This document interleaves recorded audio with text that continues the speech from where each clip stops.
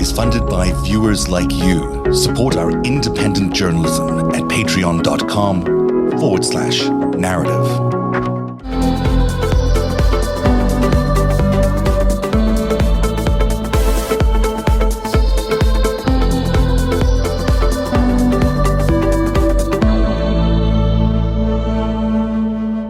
Peter Thiel has a lot of money.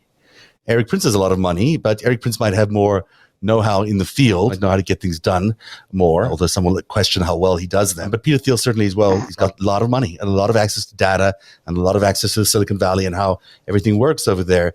And that is why ultimately we landed up with something called MAGA 3X. Now, this is described by at least some people as, this is one way to describe it, as a digital pro-Trump organization. They set up a network of pro-Trump internet influencers, including Jack Posobiec, who's pretty much reputed to be a Russian asset, and the guy named Baked Alaska, and a his Nazi. first name, and a Nazi, yes, exactly.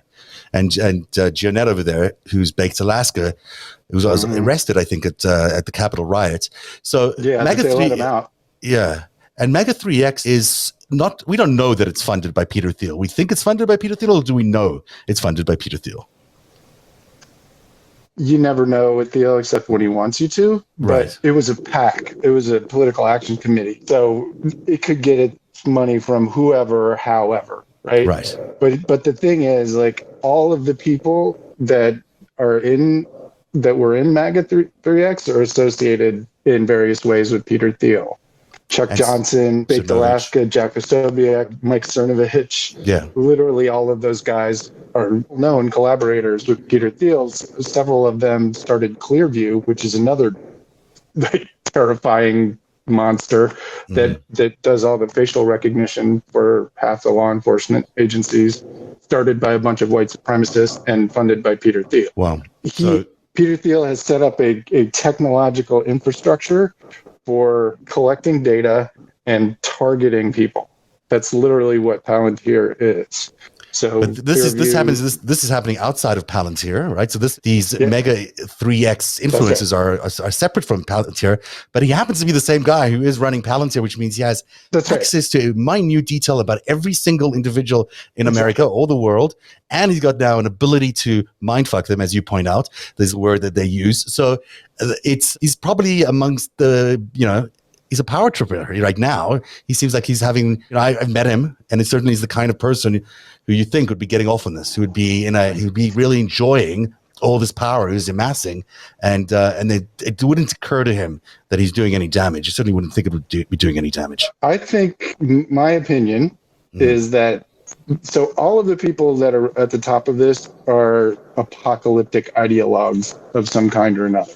Right. They have an ideology that causes them to want, specifically America, in some cases the entire world, to burn. Right? You have dominionists like Flynn and Prince, who genuinely believe that the reason they're pro-Israel is because they genuinely believe that they have to occupy Israel for Jesus to come and pick them up, and leaving the Jews behind. Right? That's how pernicious that whole pro-Israel thing is. Right? Yeah. None of it is real. And so Thiel himself has set up all of his businesses to make money from chaos and trauma and horror, right? Palantir becomes far more valuable the more death and destruction there are in the world, right? Absolutely. Clearview, the more people that they need to arrest, the more valuable Clearview is. But I'm not, it could be that he's motivated entirely by money, but he's got tons of it. So at some point, maybe you have enough. I don't know. Maybe you don't. If you're that kind of person, there's an element to this guy that makes you feel like his desire to be invincible and better than everybody else is quite noticeable in everything he does, including the fact that he has a whole institute to make his life longer. I guess it's a longevity institute. He has these weird gels that he takes on a daily basis in order to elongate his life. He's got, reputedly, he was one of those people who drank the blood of young people. Infused it. Infused the blood, yeah. This is not your typical rational human being. He's got a whole company. Yeah, he's got a whole company that does that. It's worth $1 billion. Yeah, it's one of our sponsors tonight, and company. Not one of our sponsors, but this is amazing. This chart you have here is amazing because you've pulled together a really comprehensive look at how everybody on the left there, Flynn, Prince, Stone, Thiel, Bannon, was involved in each one of these incredible operations. Now, some of our viewers will know about Gamergate and will know about the WikiLeaks operation, and you'll know about Pizzagate, but you might not know about some of these other ones. But this is a chart which shows you that everybody on the left-hand side was involved in each of these things and what year that they were involved in. So tell us as much as you can about this chart. It's really fascinating. Yeah, I was just trying to figure out what is the constellation of ops look like, because what they do is they set up different groups to specifically war with each other. That's the idea. So Gamergate wasn't originally a right-wing thing at all. It was a sort of woke pushback SJW thing that plenty of leftists got involved with as well. And gradually over time, it got more and more radicalized. And the right wing basically jumped in and added their doctrine to it. And from sort of mid-2014 to the end of 2015, the alt-right was born directly from Gamergate. Milo and Bannon picked up on the radicalization that was happening on 8chan on Gamergate and specifically set out to amplify and weaponize it. They both said it contemporaneous and since. I'm just noticing, by the way, our feed might be buffering a bit now. Just getting an alert on that sometimes happens at unusual times. But here we are discussing Gamergate and all these other things.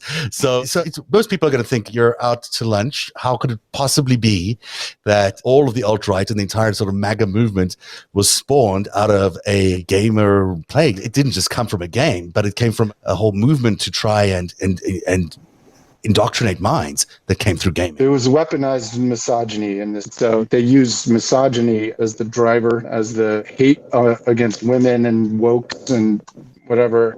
If you can get people into a echo chamber and pick a target, and you can rile people up in very cult-like ways really quickly. And that's what happened in Gamergate. 8chan became largely a cult. Gamergate was a bunch of really angry people getting fed disinformation, and in this case, going out and acting on it. I mean, there was swatting, there was violence, and people's lives got destroyed. Many lives were destroyed. And that's a theme, throughout all of these. Came out of, the alt-right just glided right out of it, right out of Breitbart. Yeah, so all these operations affected people's lives. I mean, we think of them as just sort of these quirky things that happened on the far right, but many of them involved people dying. Many of them involved reputations being lost. Many of them continue to this day, and they target the weak. I'm not to say the weak because it's not really fair, but they target people who are vulnerable in society, whether it's people who go to churches or for need of whatever life situation they might be in, or just people who aren't feeling like they're getting the most out of life, people with mental disease or stuff like that. So you're targeting a vulnerable group of people, and then you're pushing them or pulling them into a situation that is going to make them even more susceptible to being vulnerable and hurt, which could include physical hurt and death. It's unbelievably evil. It is quintessentially evil. I mean, you couldn't think of anything more dangerous than what these people are doing, and that they're allowed to continue to do it is stunning. So in terms of targeting people, right? What happened up through the 2016 election? We know that Cambridge Analytica was targeting people, right? Mm-hmm. They were the ones who were finding those vulnerabilities and finding the ways to attack them. But they largely disappeared in 2017 at the same time that Peter Thiel became Trump's technology advisor during the transition. Right. And Trump's CTO was Peter Thiel's chief of staff. Right, I remember that. Was it the chief of staff or was it the chief? I think he had a different position, but it was Peter Thiel's chief of staff. Yes, Peter Thiel. He was the director of technology in the Trump. Yes, he was the Trump CTO of the White House. Right. The chief technology officer in the White House was Peter Thiel's guy. And so, why would you need Cambridge Analytica? Palantir is in every single government computer already. Right. It's in the CIA and the FBI and the DHS and DOJ and all of them. They all use it. There's no reason to get an outside firm when you have the entire government to use basically your will. And they had no boundaries about that. And I remember Michael Flynn was also an advisor to Palantir, I think, at one point. So they had the national security advisor at the early stages. Yeah, to Cambridge. Yeah. I think to Palantir as well, actually. Was it? Yeah, I think so. But I mean, I'd have to go back and double check that in earlier reporting. And Cambridge were recently, it was revealed that they had been working together. Of course, they were in early 2017, late.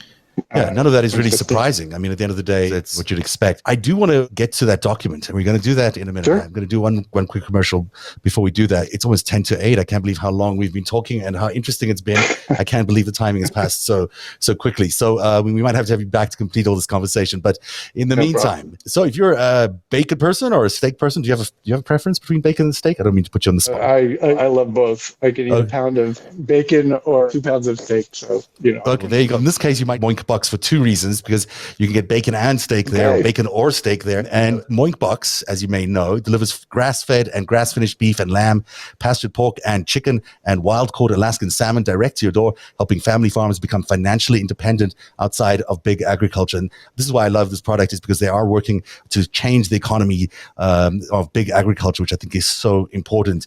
Their animals are raised outdoors, their fish swim wild in the ocean, and Moink meat is free of antibiotics, hormones, sugar, and all the other junk you find prepackaged in the meat aisle. Sign up at moinkbox.com/narrative, Narativ, to get a year of bacon for free. Wow, a year of bacon for free. I don't know how much that is. And then pick what meats you want delivered with your first box. Change what you get each month and cancel anytime. So my personal recommendation is, I don't know, because I haven't tasted the box yet, but I know that Greg Oliar is going to try it out for us, and we'll see what he thinks about it this Friday. Moink was founded by an 8th-generation farmer who was featured on Shark Tank. I mean, this was a great episode. And host Kevin O'Leary said it was the best bacon he'd ever tasted. So there's an endorsement. And I might agree if I one day get to taste it.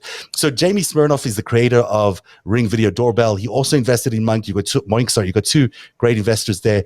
And they'll guarantee you'll say, I have to say this line, Oink, I'm just so happy I got moinked. They make you do this. So join the Moink movement today. Go to moinkbox.com/narrative, Narativ right now. And listeners to the show, viewers to the show, get a free bacon for a year. That's 1 year of the best bacon you'll ever taste, but for a limited time.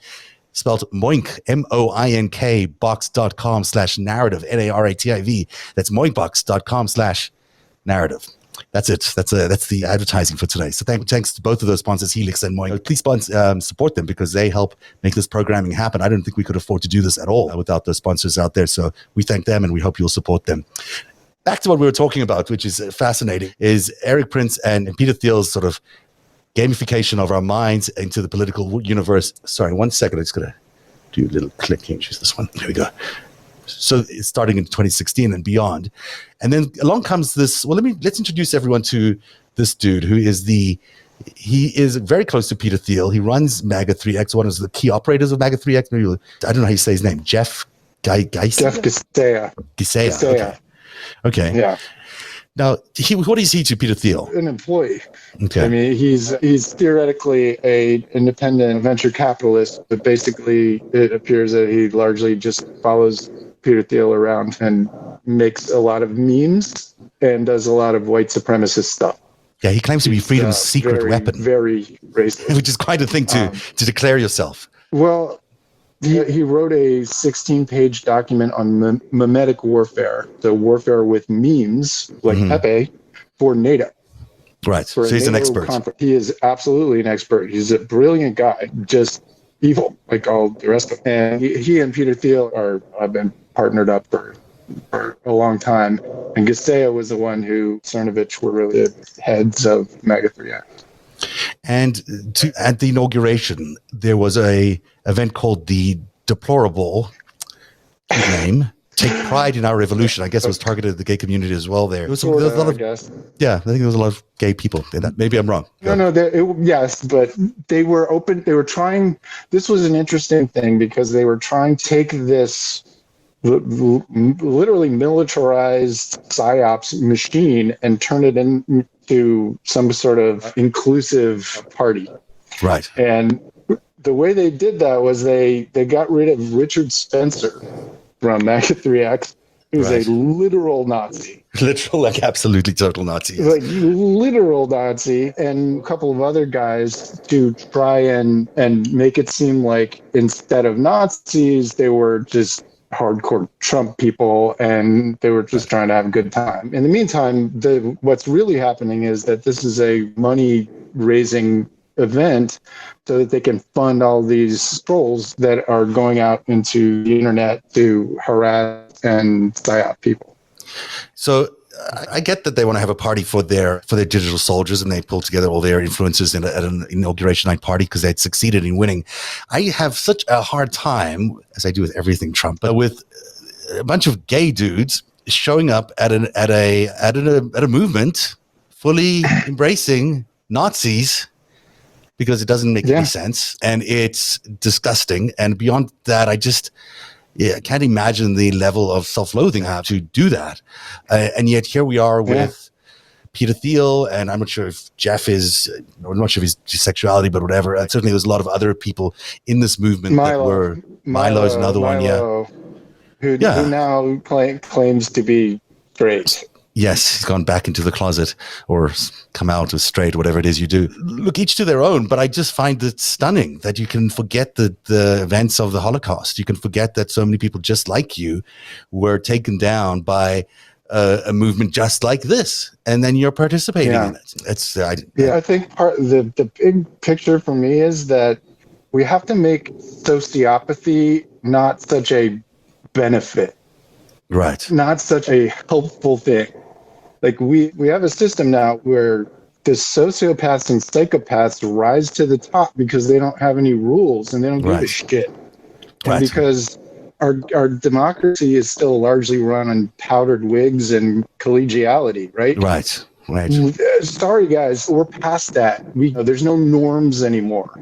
Fuck the norms. Find the statutes that these people committed and arrest them. Otherwise, we're going to have some version of unrest. Hopefully, worse. I mean, we could have a version of Nazi Germany. War.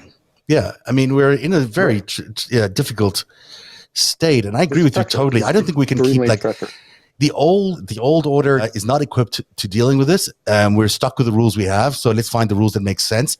But we cannot allow ourselves a minute to think that we can pacify these people. They're not being pacified. They didn't care. They know what they're doing. They're just in it for themselves, and will continue to do so until they get as much power and wealth as they can. And they don't care about the destruction of America. They don't care how many people die. We saw that in coronavirus. Their goals are very different. They're money, power, and maybe the goals of other nation states, but certainly not America. So we can't you got to think of these guys as invading armies, pointing weapons at you and shooting all your friends and family, because that's really what they're doing, even though that's not happening. Psychologically, it is. Yeah, exactly. The friends and family of people who've been sucked into this cult, I hesitate to say this, but it's almost worse than them dying. Yeah. When they're dying, there's some finality to it.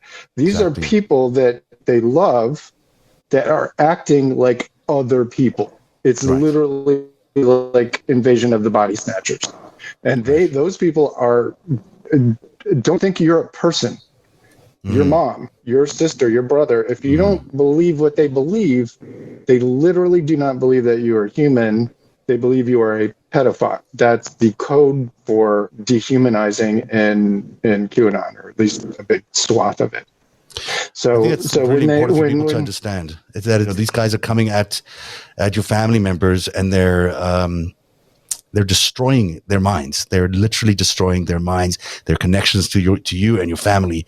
And we might think of it as a faraway problem because maybe it's not in our states as much as it is in others, but it is setting up a conflict which is, as I see it, irreversible almost at this point. Like we're going to have to have this fight up now, because how do you have these two competing ideologies in the same country? You can't. Yeah. You can't have one espousing truth and one not, and you can't have this decay of democracy.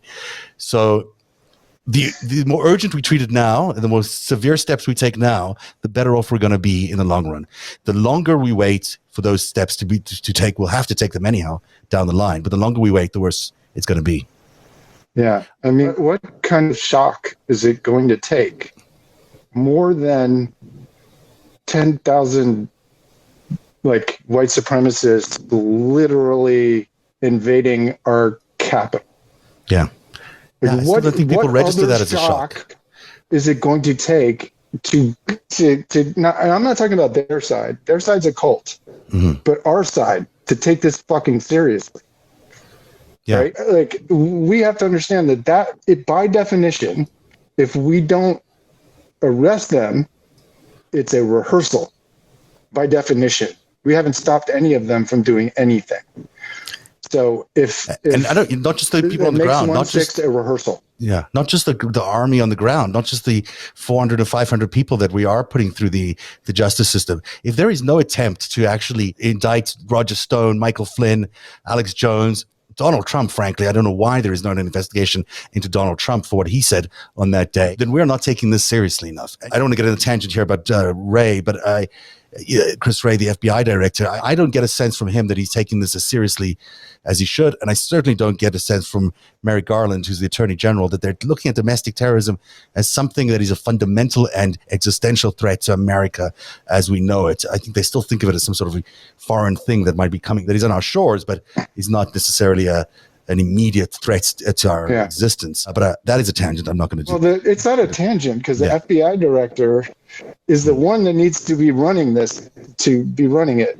Right. Here's the thing. Chris Wray was the FBI director when our Capitol was invaded. Mm-hmm.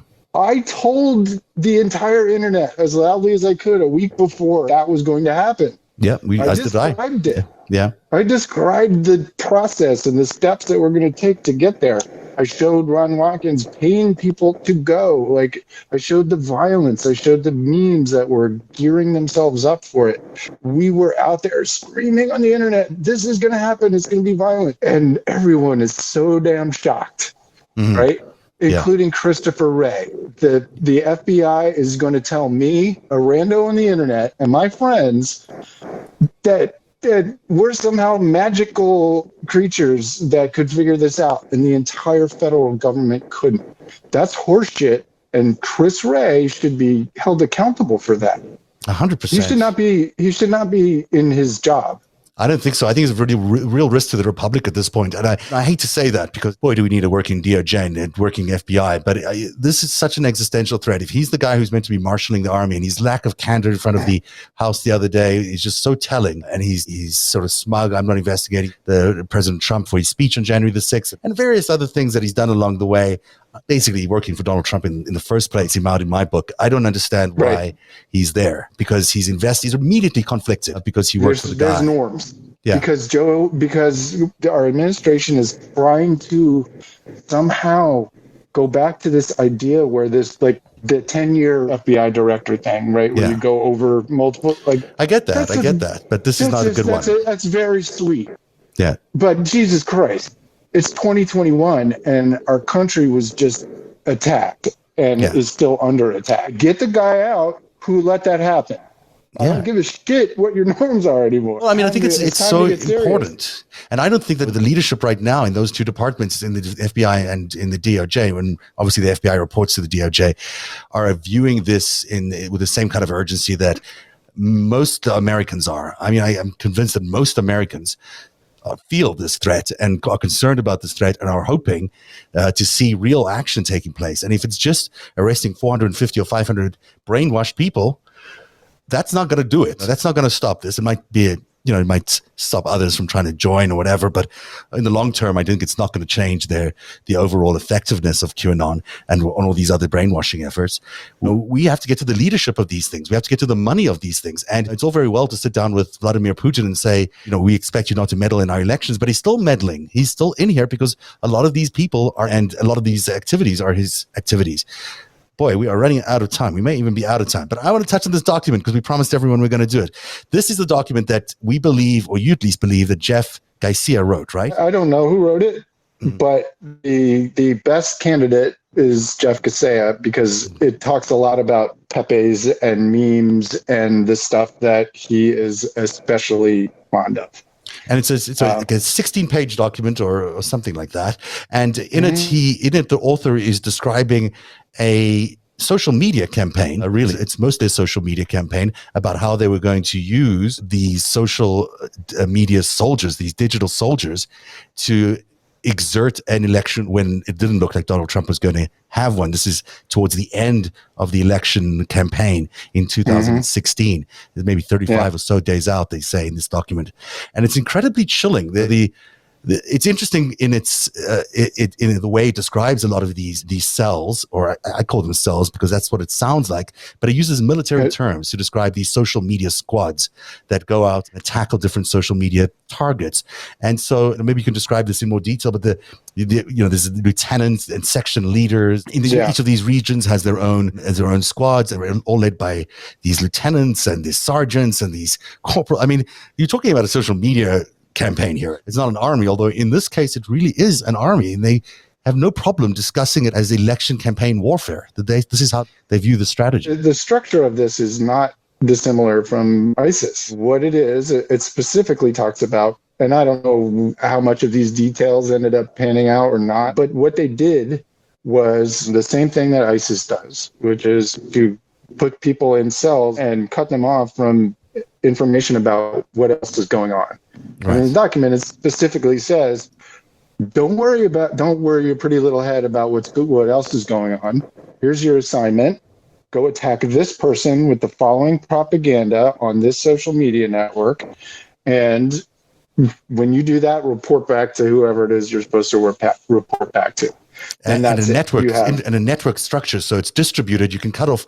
Each one of those might be disturbed at any point, but it doesn't actually bring down the entire network, which is exactly what ISIS did. They were able to continue because they had all these networks of individual organizations or groupings that could take as individual acts. So we're looking at something that was organized, even though it was doing legal stuff. They were just sharing information, but it was organized around a cell structure or an ISIS kind of terrorist networks structure. Yeah, what they're doing is legal, but it shouldn't be, in my opinion, because what they're doing is psychologically traumatizing people. What they're talking about in that document is going to attack, to gang stalk them, to target them. Yeah. That's what this whole thing was, and all of these white supremacist trolls back then, and the microchips and Spicky and all these guys, the two guys who ostensibly started Q, they all acted this way. They all targeted people. They all specifically were there to be weaponized. And in my opinion, that shouldn't be okay, right? The basic problem with all of this stuff is that we have this online world that emotionally and psychologically is just as real as the outside world, right? If you're in a grocery store and 50 people come and start calling you all kinds of racist shit, you call the cops. Right. Online, what do? Right. Complain to your Twitter standard groups or whatever. And you do at Twitter. When the hell has that ever done anything? Yeah. The problem is we have these communities that create these vulnerabilities in the humans there, but we have zero rules on how we have to conduct ourselves in the process. And we don't have a counteroffensive. I mean, there's nothing at the moment. I mean, these guys get paid, I don't know how much money they get paid to do what they do, and they've created an influencer network and structure, which I'm sure makes a lot of these people fairly wealthy. At least they're able to sustain themselves. There is no counteroffensive. I mean, people think that we do what we do on Narativ, which is a completely volunteer operation and basically, can't pay for itself. And you've got, it's completely different for these guys. They've got foreign money coming in. They've got money from the Koch brothers coming in. They've got Peter Thiel's money coming in. It's not the same setup. So they've got such control over their network of digital soldiers, and there is no network of digital soldiers on the left-hand side. There's some independent guys like me and others, but there's not a lot of structure to it. There isn't any structure to it, frankly. So maybe that's a good thing. We need that sort of independence, and we need it to be a real democracy in that way, but no one's playing by fair rules here because they have tons of money and tons of ability to manipulate the system, where we of course don't. And they also are amoral, again, which gives you a huge advantage in this battlefield. Right. Because if you don't have any morals and it's not illegal, then you will do anything that you can do legally. And as you said, you're quite right. As far as I know, none of this stuff is illegal. Right. But it did immense harm to real human beings. Absolutely. And so in terms of the things that we need to do, we got to change some damn laws. But before we can even get to any of that stuff, we've got to arrest 5 specific white men and a whole bunch of these other lieutenants who went along. It's a good place maybe for us to try and leave it, although I will talk to you forever if I could. There's a problem that we're facing in terms of people not being arrested for this and not being indicted for it. I do think that we need to be taking this idea of what is legal and what isn't legal in the social media space a lot more seriously. I mean, it is the real world now. There's certainly lives are made online. You can lose your reputation online. You can make a ton of money. You could lose a ton of money. We've discussed today people losing their family. People. Speaking of losing money, look at crypto today, which is a whole other can of worms. Yeah. What happened today? Bitcoin went below 30 and everyone's freaking out. And of course, it's a pump and dump. Yeah, of course, and the power thing should be no surprise to everybody. I'm just surprised that China did something about it. Musical chairs, guys. Yeah, please stop. Guess who's going to get the chair? Yeah, that's not you. Not you. None of you out there. See, you guys, you're not going to be in the chair. So, I take it you don't have any Bitcoin. No, I don't have any Bitcoin. Not at this point. I wouldn't throw my money away like that. But that's the danger of this kind of world that we're living in. And none of it is getting regulated. None of it really has an independent board. And so you're looking at Facebook allowing Donald Trump back on. No, Donald Trump should not be allowed back onto Facebook. No, he stole an election. He cheated in the election. He broke every election right rule before the 2004 campaign, in 2022. Are you fucking serious? We're gonna do this again? You're going to do this again, and they don't care. And so I don't know how to raise the alarm any more than I'm raising it, but I just feel like what is being done right now isn't actually sufficient. And yes, we all are very thrilled that Joe Biden is the president and not Donald Trump. That's great, but we need to see fundamental action to support and defend our democracy.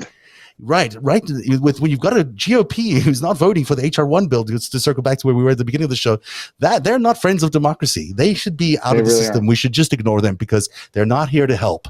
They're here to just break the whole thing down, which is clearly their goal. I don't know why, but that's what they seem to be doing. Yeah. Joe Biden, if you're listening, stop with this bipartisan kabuki bullshit. Cut it out. Maybe he does. I hope so. Just end the filibuster and get it done. It's really important. I worry that just maybe the whole system is just so poisoned that maybe both sides. That's what they want you to think, though. Yeah, true. Good point. I'm still a fan of America. Oh, I am definitely a fan of America. I know you are. I don't mean that. I just mean I'm not giving up on it yet. No, I think that it'll win at the end. I think we just need to make sure that everyone's focused on the right things and everyone's putting as much pressure on their leadership as is necessary to get the right things done. This is an urgent situation, and it's not hyperbole. And I was saying some of the stuff in 2016 and saying it wasn't hyperbole. I think we're in a more serious threat today than we were in 2016. We have a short window between now and the next election to do some stuff. We have to do some stuff urgently because if we don't do it, we're not going to exist as a democracy. And frankly, America as a non-democracy isn't really worth the price of admission. So we have to hold on to this for dear life. And I hope everyone continues to fight for it at home by calling your senators, demanding that they pass HR1 if they ever get to be voted again or debated again, but certainly to defend the democracy in every way that they can. Jim, it's been terrific. What an interesting hour and a bit we've spent together. I'm sure we'll have some more time together. Everyone should follow you. Where do they find you on Twitter? Just my name, @Jim Stewartson. Okay. And it's a really great feed. You'll find out tons of interesting information well ahead of everybody else. And Jim's doing a great job of keeping everyone up to date on what's happening with QAnon. That's our show for tonight. We'll be back on Friday with the after show. Albi's back and Greg Oliar will be here. We'll talk about all sorts of things, including a new series, which launches on Monday called The World Beneath, which is available now on Apple. Thanks, everyone. Have a great night and see you again on Friday. Good night, Jim. Thank you, Zev.